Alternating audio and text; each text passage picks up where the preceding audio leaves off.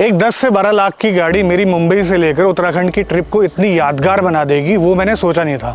मैं बात कर रहा हूँ इस इकलौती डीजल हैचबैक की, वो है आपकी टाटा एल्ट्रोज। और इसकी कीमत की बात करूँ, ये 10 लाख से लेकर 13 लाख तक ऑन रोड प्राइस में आपको मिल जाती है। जो हमारा मुंबई से उत्तराखंड का सफ़र था, इसमें कई चीज़ें मैंने ऑब्जर्व करी, वो इस वीडियो में मैं आपको बताऊँगा। और साथ के साथ काफ़ी ऐसी चीज़ें भी हैं जिससे कि ये और इम्प्रूव हो सकती है। अब बात करते हैं शुरू से। कुछ दिन पहले हम मुंबई में थे, हमारा प्लान बना कि यार मुंबई से उत्तराखंड गाड़ी ड्राइव करके जाया जाए। और हमारे पास एक लंबी लिस्ट थी, लेकिन शॉर्ट नोटिस के कारण कई लोगों ने मना कर दिया, मतलब कुछ गाड़ियां हमें नहीं मिल पाई। लेकिन अवेलेबल थी ये डीजल एल्ट्रोज, और ऊपर से डीजल एल्ट्रोज का हमारे पास कुछ खास एक्सपीरियंस नहीं था। हमने बट छोटी मोटी ड्राइव करी है डीजल एल्ट्रोज की। अब लंबी ड्राइव जैसे कि पूरा टैंक को खाली करना, ये इस चीज़ का एक्सपीरियंस नहीं था। तो हमने प्लान करा कि चलो अब इसी को लेकर चलते हैं। और अभी अभी एल्ट्रोज का फेसलिफ्ट आया है, तो नई गाड़ी, नई ड्राइव, और हमें पता भी चल जाएगा कि टाटा ने कितना इंप्रूव किया है इस गाड़ी को इंटरनली। हम जैसे मुंबई से निकले तो सबसे पहले हमने लगाया मैप अहमदाबाद का, क्योंकि हम सुबह काफ़ी लेट निकले थे। हमें निकलते निकलते 11:30 बज चुके थे। और उस दिन हमारी किस्मत काफ़ी अच्छी थी, क्योंकि उस दिन था संडे, और मुंबई के अंदर संडे को जाम नहीं लगता है। आपको गाड़ियाँ रोड में दिखाई देगी, लेकिन गाड़ियाँ चलती रहती है, बिल्कुल खड़ा जाम नहीं लगता। कुछ देर चलने के बाद मेरा दूसरा मन बोला कि यार हम एक डीजल गाड़ी में बैठे हुए हैं, हमारे पास ईवी नहीं है। तो हमने सीधे लगा लिया मैप रुद्रपुर का, जहाँ तक चलाई जाएगी वहाँ तक चलेंगे, ऐसी कोई रिस्ट्रिक्शन नहीं है इस गाड़ी के साथ। तो लगभग हमें मुंबई में गाड़ी चलाते हुए 1 घंटा हो चुका है। ट्रैफिक था यहाँ पर अच्छा खासा, और थोड़ा सा हम लेट निकले, जिसकी वजह से अभी जो टाइम है आप देख पा रहे होंगे 12:21 हो गया है। पहली बार करूँगा मैं महाराष्ट्र से उत्तराखंड का ट्रिप। इससे पहले तो किए हुए हैं, थार रॉक्स में आपने देखा होगा, और ZS-EV के साथ किया था। तो काफ़ी एक्साइटिंग होने वाला है। गाड़ी है value for money, diesel engine और मैनुअल है, सब कुछ अपना कंट्रोल है। देखते हैं कैसा परफॉर्म करती है, और साथ के साथ फ्यूल एफिशिएंसी निकाल कर देती है।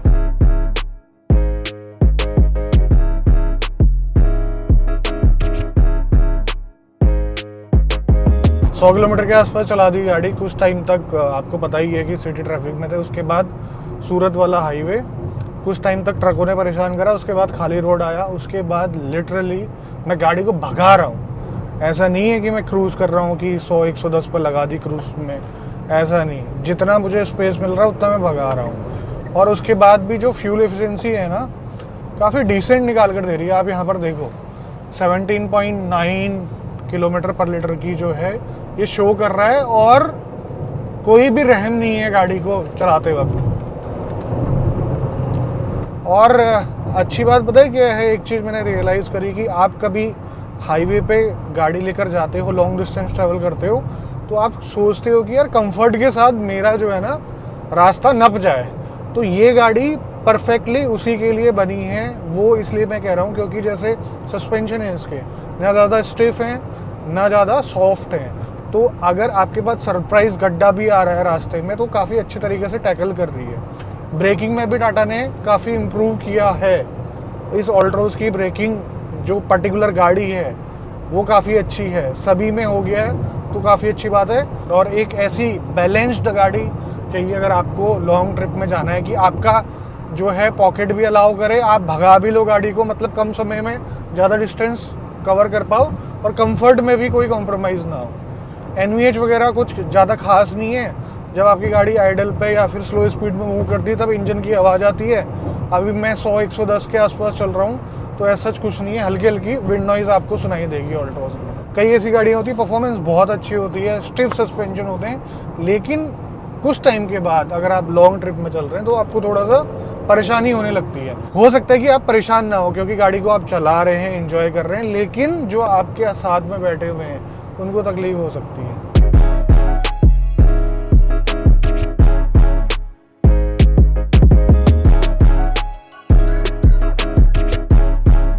तो शाम के 6:08 हो गए हैं, देख लो आप, और 1325 किलोमीटर बचा हुआ है।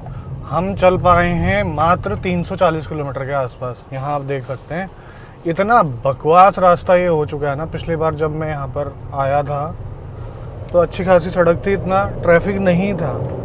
इस बार बारिश की वजह से कुछ पुल टूटे हैं, कुछ भी डाइवर्जन इधर उधर का, दिमाग का दही हो गया। मतलब कि ये रोड अगर आप मुंबई से दिल्ली कर रहे हैं तो ये रोड नहीं है लायक, आप इंदौर होते हुए आइए, वो ज़्यादा सही रहेगा। अभी फ्यूल हमारा जो गाड़ी में था ऑलरेडी वो ऑलमोस्ट ख़त्म हो गया है। अब इसको हम रिफ़िल करेंगे, रिफ़िल करने के बाद हम इसका माइलेज टेस्ट भी करेंगे और उसमें कोई रिस्ट्रिक्शन नहीं होगी। हम 100, 110, 120 में भी चलाएंगे। कुछ टाइम के बाद दिल्ली मुंबई एक्सप्रेसवे आने वाला है, हम वडोदरा पहुंचने वाले हैं, लगभग 50 किलोमीटर के आसपास है। उसके बाद नेशनल एक्सप्रेसवे 4 आएगा, तो वहाँ पर हम भगाएंगे गाड़ी। उसके बाद ये कैसा एवरेज देती है वो आपको पता चलेगा। और ट्रक देखिए ज़रूरत से ज़्यादा ही चलते हैं कुछ यहाँ पे। मैं ये नहीं कह रहा हूँ कि नहीं चलने चाहिए, लेकिन गाड़ियाँ कम है, ट्रक बहुत ज़्यादा है, हमारी एवरेज स्पीड भी मेंटेन नहीं हो पा रही। लेकिन अभी थोड़ी देर के बाद सब कुछ सही हो जाएगा। तो सबसे पहले चलते हैं पेट्रोल पंप पे, इसको ब्रिम तक फुल कराते हैं। इसके ना ऊपर तक भरना है।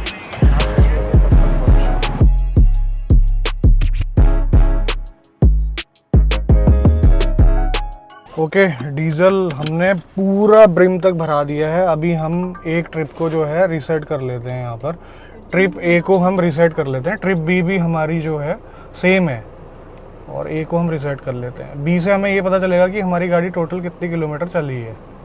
ठीक हो गया, अब चलाते हैं इसको। अभी 1317 किलोमीटर अभी हमने और चलना है इसके अकॉर्डिंग।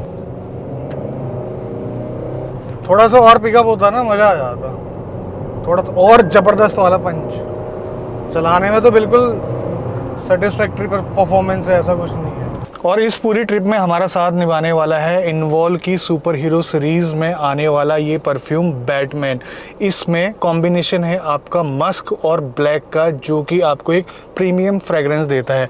और इसकी जो फ्रेगरेंस है मस्कुलिन बॉडी परफ्यूम जैसी है, थोड़ी सी स्ट्रॉन्ग है, आपको पसंद ज़रूर आएगा। आपको क्या, जो आपके साथ गाड़ी पे बैठे होंगे उन सभी को पसंद आएगा ये, और ख़ास करके आपके बच्चों, क्योंकि इसमें बैटमैन बना हुआ है। और आप लेना चाहते हैं तो डिस्क्रिप्शन में मैंने लिंक दिया हुआ है, और स्क्रीन में जो ये QR कोड आ रहा है उसको स्कैन करके भी आप इसको अपने घर पर मंगा सकते हैं और एंजॉय कर सकते हैं। बहुत टाइप के परफ्यूम आते हैं इनके, सब आपके हिसाब से हैं, आपके टेस्ट के हिसाब से, आपकी पसंद के हिसाब से, तो आप ट्राई ज़रूर करना।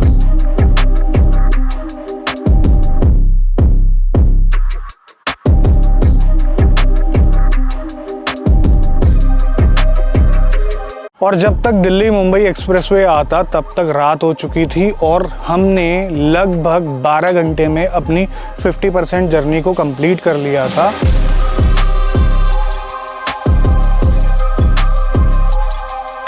ये जो पैच था दिल्ली मुंबई एक्सप्रेसवे वाला, ये लगभग 240 किलोमीटर का था, और यहाँ पर गाड़ी अच्छी खासी स्पीड में चल रही थी, हमें डिस्टेंस का पता भी नहीं चल रहा था। अब इतना अच्छा ये हाईवे है, लेकिन ये पूरा कब बनेगा इसका इंतज़ार मैं काफ़ी लंबे समय से कर रहा हूँ। और दिल्ली मुंबई एक्सप्रेसवे के इस स्ट्रेच ने हमें सीधा गुजरात से राजस्थान पहुँचा दिया। और स्ट्रेंज बात ये है कि इतनी अच्छी खासी स्पीड में हम गाड़ी को चला रहे थे, लेकिन हमारी गाड़ी का जो माइलेज है वो बढ़ता जा रहा था। रात के 2:32 हो गए हैं हमें चलते हुए लगातार, और अभी हमने लगा रखा है सवाई माधोपुर का, क्योंकि हम वहाँ से दिल्ली मुंबई एक्सप्रेसवे पकड़ेंगे। अभी बीच में भी लगभग 240 किलोमीटर का पैच आया था दिल्ली मुंबई एक्सप्रेसवे का, और वहाँ पर हमने गाड़ी काफ़ी अच्छी खासी भगाई, 120, 130 के आसपास। मतलब खुला स्ट्रेस था हमारे पास, जो है जल्दीबाजी थी, थोड़े टाइम कम था। और अभी टोटल गाड़ी चल चुकी है 916 किलोमीटर मुंबई से। तो आप अभी देख पा रहे होंगे कि लगभग ये 19 का एवरेज दिखा रही है। फ्यूल एफिशिएंसी काफ़ी ज़बरदस्त है इस गाड़ी की यार, नो डाउट। और काफ़ी मतलब तेज़ चला रहे हैं हम गाड़ी, ऐसा नहीं है कि हम एवरेज निकाल रहे हैं, उसके बावजूद भी 19 किलोमीटर पर लीटर। अब लगभग 199 किलोमीटर रह रहा है, और ये भी 3.5 घंटे दिखा रहा है। उसके बाद हमारी टेंशन ख़त्म हो जाएगी, हम सवाई माधोपुर में चढ़ जाएंगे दिल्ली मुंबई एक्सप्रेसवे पे। वहाँ पर तो 120, 130 के आसपास हम कंटिन्यूसली चलेंगे, तो हम जल्दी पहुँच सकते हैं। तो कल जो है रुद्रपुर का हमें दिखा रहा था लगभग 3 बजे के आसपास कल के। देखते हैं हम कितने टाइम पहले पहुँचते हैं। मुझे पता है कि हम पहले पहुंच जाएंगे, लेकिन अब देखना है कि कितने पहले पहुंचते हैं। अभी लगभग हम लोगों ने 600 किलोमीटर गाड़ी चला दी है इस टैंक के साथ, जो हमने रिफ़िल करवाया था ब्रिम तक। और जो डिस्टेंस टू एम्प्टी है वो लगभग 114 के आसपास दिखा रहा है। आगे जो पेट्रोल पंप आएगा अब जो भी पहले, हम उसमें जो है टैंक को रिफ़िल करवाएंगे, क्योंकि अगर एक बार हम दिल्ली मुंबई एक्सप्रेसवे में चढ़ेंगे तो वहाँ पर हमारे लिए नहीं तो मुश्किल हो जाएगी, क्योंकि यहाँ पर पेट्रोल पंप है या नहीं वो हमें नहीं मालूम। हमें फ्यूल भरवाना ही है, तो हम साथ के साथ एवरेज भी टेस्ट कर लेंगे। आप देखो सबसे ज़्यादा रिस्क क्या है आगे इस रोड में। 2-3 बार जो है नियर मिस हो चुका है हमारे साथ, बहुत इमरजेंसी में ब्रेक लेनी पड़ी। वो तो गनीमत है कि हाईवे खाली है और गाड़ी एकदम से रुक रही है, तो पीछे कोई भी गाड़ी नहीं आ रही है। अब कई बार ऐसा होता है कि काला जानवर होता है, पता भी नहीं चलता, रोड भी काली जानवर भी काला, लास्ट मोमेंट में पता चलता है। तो ये थोड़ा सा ध्यान देना पड़ेगा, गवर्नमेंट को भी ध्यान देना पड़ेगा। फ्यूल स्टेशन आ चुका है फुल, इसको ना यहाँ तक ऊपर तक भरना है। तो चलिए अब टैंक टू टैंक कैलकुलेशन कर लेते हैं। गाड़ी चल चुकी है 620 किलोमीटर, जैसा कि आप यहाँ पर देख पा रहे हैं। ट्रिप 620.6, हम 620 मान के चल रहे हैं, डिवाइडेड बाई 3171, 19.55 किलोमीटर पर लीटर टैंक टू टैंक। और कोई रिस्ट्रिक्शन नहीं है स्पीड में, गाड़ी 130 में भी क्रूज कर रही थी, ठीक है। तो इतना बेहतरीन माइलेज है इस गाड़ी का, ठीक। और यहाँ पर MID में शो कर रहा है 20.4 किलोमीटर का, ठीक है। अब हम इसको फिर से 0 कर देते हैं, रीसेट। और मैं आपको ये भी दिखा देता हूँ कि टोटल गाड़ी कितनी चल चुकी है। 970 किलोमीटर चल चुकी है और 19.8 किलोमीटर पर लीटर का एवरेज। अब फिर से चलाते हैं गाड़ी। 650 किलोमीटर के आसपास अभी हमने और चलना है।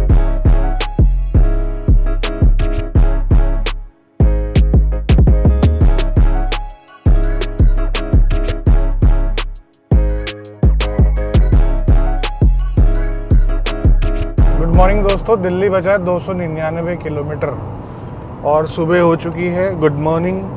हम फिर से दिल्ली मुंबई एक्सप्रेसवे पे आ चुके हैं। गाड़ी हमारी टोटल चल चुकी है 1164 किलोमीटर और फ्यूल एफिशिएंसी आप देख पा रहे हैं, ठीक है। लाजवाब फ्यूल एफिशिएंसी। और जो फ्यूल डलवाया था उसके बाद हमारी गाड़ी चल चुकी है 194 किलोमीटर और वहाँ पर शो कर रहा है 21 का एवरेज। तो एवरेज से तो कोई शिकायत नहीं है गाड़ी के। थोड़ी सी जो विंड नॉइज़ है ना, उससे शिकायत है। विंड नॉइज़ से मुझे बड़ी परेशानी होती है लॉन्ग रन में, तो विंड नॉइज़ इसमें आ रही है, उसको सुधारा जा सकता है। उसके अलावा सब सही है। अभी हमें लगभग 300 किलोमीटर के आसपास चलना है इसी एक्सप्रेसवे पे।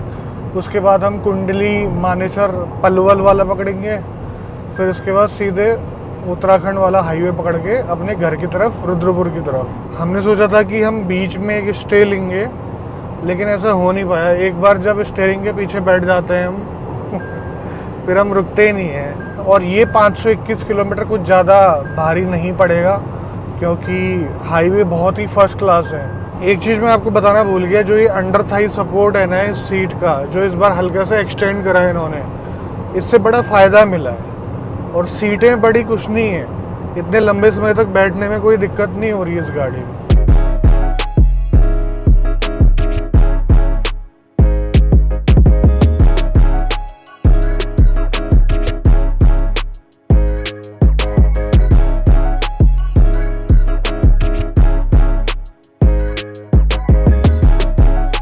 चलते चलते सुबह के 9:30 बज चुके हैं। यहाँ पर आप देख पा रहे होंगे रुद्रपुर मात्र 195 किलोमीटर और 9:30 बजे हैं। हमने दिल्ली को काफ़ी पीछे छोड़ दिया है। अभी हम NH24 पे हैं, जो उत्तराखंड वाला है, और लगभग ये 12:58 का टाइम दिखा रहा है। मुझे लगता है कि हम जल्दी पहुंच जाएंगे, क्योंकि ये हमारा नोन रूट है और संभावना है थोड़ा। अब बारिश ना हो तो कोई दिक्कत वाली बात नहीं होगी, बारिश होगी तो थोड़ा सा डिले हो सकता है।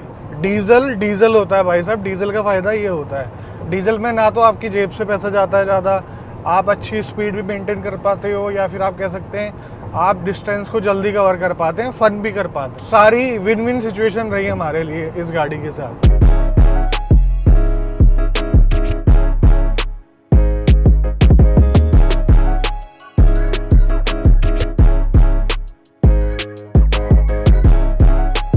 तो फाइनली हम लोगों ने एंट्री कर ली है रुद्रपुर के अंदर। माइलस्टोन आप देख पा रहे होंगे, ये बाकी सिटीज़ की हैं। और हमने कल शुरुआत करी थी 12 बजे के आसपास। 12 बजे के आसपास हम लोग मुंबई में थे और अभी टाइम यहाँ पर आप देख सकते हैं 12:11। लगभग 24 घंटे में हम महाराष्ट्र से उत्तराखंड पहुँच चुके हैं। 24 घंटे में से हमने गाड़ी को हार्डली 1 घंटे के लिए बंद करा होगा जब हमने खाना वाना खाया। हमने 2 टी ब्रेक लिए और 1 डिनर ब्रेक लिया था, उसके अलावा कुछ नहीं। हम लगातार चल रहे हैं और गाड़ी चल चुकी है टोटल 1715 किलोमीटर और 19.6 की एवरेज दिखा रहा है। और गूगल मैप में 1600 किलोमीटर दिखा रहा है। लगभग 100 किलोमीटर फालतू चली है गाड़ी। तो ओवरऑल एक्सपीरियंस की बात करें गाड़ी का, बहुत ही ज़बरदस्त। 11-12 लाख में डीजल इंजन के साथ आप और क्या लोगे।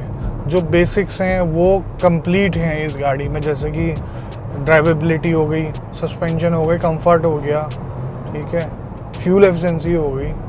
अगर जिसको ज़्यादा चलना होता है या फिर जिसे घूमने का शौक़ है और जिसे फन टू ड्राइव गाड़ी पसंद है तो वो ऑल्ट्रोज डीजल में ज़रूर जा सकता है और ट्राई लेके ज़रूर देखना आप एक बार। इस लॉन्ग ट्रिप में हमें काफ़ी कुछ फील हुआ, कुछ ऐसी बातें भी हैं जो इस गाड़ी को और बेहतर बना सकती है, कुछ हमें नेगेटिव भी लगा। सबकी एक एक करके बात करते हैं हम। सबसे पहले मैंने आपको पहले ही बताया कि 90 PS इस गाड़ी के लिए सफिशेंट नहीं लगता। जब आप गाड़ी को 5वें गियर में चला रहे होते हैं तो किसी तेज़ स्पीड में आपको गाड़ी को ओवरटेक करना पड़ता है, तो वहाँ पर आपको डाउन शिफ्टिंग की ज़रूरत पड़ती है। इसकी ट्यूनिंग अगर 100 PS के आसपास भी हो जाए, थोड़ा सा टॉर्क वगैरह और बढ़ जाए, तो ये गाड़ी काफ़ी डिज़ायरेबल रहेगी काफ़ी लोगों के लिए जो फन टू ड्राइव गाड़ी चाहते हैं। वैसे इस चीज़ का एक एडवांटेज भी है, एवरेज आपको अच्छा मिलता है, लेकिन मैं चाहूँगा कि थोड़ी सी और परफॉर्मेंस अच्छी होनी चाहिए थी इस गाड़ी की। 195 सेक्शन के इसमें टायर होते तो ये गाड़ी थोड़ी सी और अच्छी दिखाई दे। हालांकि ब्रेकिंग वगैरह में तो हमें कुछ ऐसी खास दिक्कत नहीं हुई, लेकिन जब सड़कें गीली थी तो थोड़ा बहुत हमें ऐसा महसूस हुआ कि ये टायर थोड़े से चौड़े होते तो अच्छा रहता। मतलब कि स्टेबिलिटी, ग्रिपिंग वगैरह सारी कुछ अच्छी होती इस गाड़ी की। अब जो क्रूज कंट्रोल है ना, इसका कई बार ऐसा हो रहा था कि 3-4 बार बटन दबाने पे वो चालू हो रहा था।